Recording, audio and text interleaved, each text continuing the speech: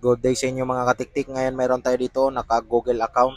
Yan yung Nikola Moto N5901 po yung model number niya mga katiktik. Ayan o, nakalagay sa likod, Nikola.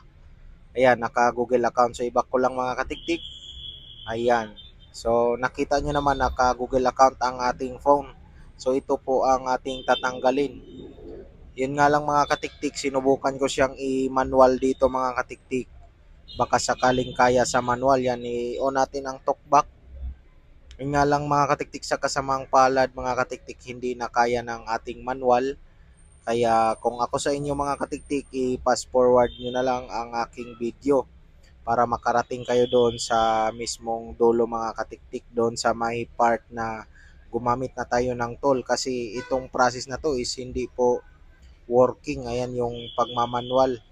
So ang ginagawa ko ay gagamit tayo ng tool dito mga katiktik para tanggal o matanggal natin yung Google account o FRP. So yun, pinapakita ko lang sa inyo mga katiktik. Ayan, use Google account. Yan po ay palatandaan na ito ay naka Google account. Kaya binabak natin para mapunta tayo dito sa Wi-Fi portion. Ayan. So doon naman sa Wi-Fi portion, kapag wala tayong nakita ng setup offline, is ibig sabihin naka Google account mga katiktik.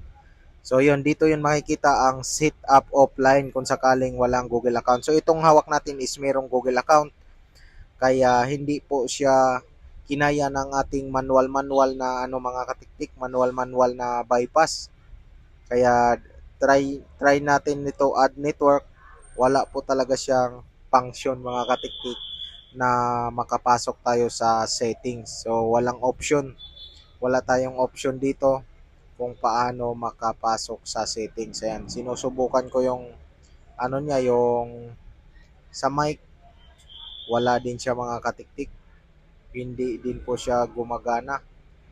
Kaya ang gagawin na lang natin dito is kailangan natin i-turn off ang ating phone at bubuksan natin yung natin mga katiktik, yung ating tool. So i-off muna natin yung talkback, 'di ba? Naka-on ang ating talkback kanina mga katiktik.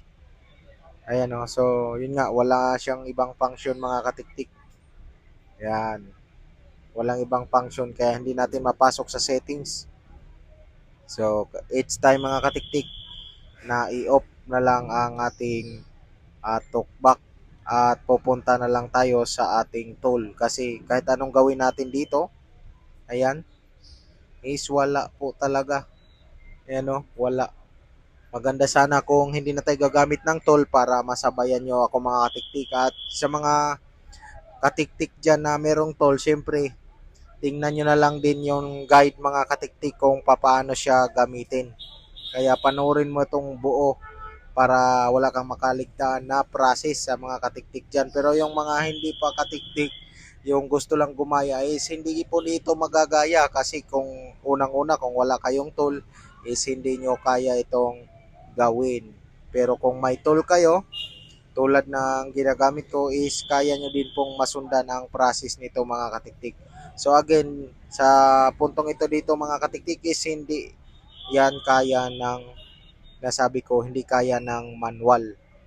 Kasi latest patch na ito mga katiktik, kaya need natin ng tool. Ayan, off na lang natin yung talkback. At pagka off ng talkback is i-open lang natin ang ating tool. Open ko lang muna mga katiktik. At kapag na-open na ang ating tool, punta ka lang dito mga katiktik sa spread ROM na tab. Yan, ito. Yan, unlock tool. Spread ROM na tab at pupunta ka dito sa SPRD generic at pipiliin mo dito mga katiktik yung AC9863A64. Ayan, ito mga katiktik. Tapos, click mo yung erase FRP. So, pagka-click mo yan, make sure na naka-off na yung ating cellphone. Hold volume down. Tapos, isaksak mo ito mga katiktik. Ayan. Hold mo lang yung, pagka na-off na, i-hold mong volume down. Tapos, isaksak mo. At pag nag-connect na, ayan, nakita mo nagra-running na, is bitawan mo na yung hino-hold mo na volume down. At hintayin mo itong matapos mga katiktik. At kapag matapos na, is kusa pong magre-reboot ang ating Nikola. Ayan, magre-reboot po yan. At pagka-reboot niyan, o magre-restart. Pagka-restart niyan, hintayin mo lang ng ilang saglit mga katiktik, mga 3 to 5 minutes ang pinakamatagal at i-set up mo na lang ito mga katiktik. So ganun lang ang pag-remove ng FRP or Google account ng Nicola Moto in 5901. So naway may nakukuha kayo dito na idea. Ayan. Pag meron naman mga katiktik nakatulong sa inyo mga katiktik sa mga may tools dyan, huwag kalimutan mag-like sa ating video at syempre ipabonus mo na lang yung subscribe. Kahit like na lang mga katiktik, solve na tayo dyan. At kapag hindi ka pa marunong mag-set up sa iyong Nicola na bagong reformat, sundan mo na lang din ang ating video para makarating kayo sa ating home screen. Maraming thank you. This is Clark Bansan. This is your Katik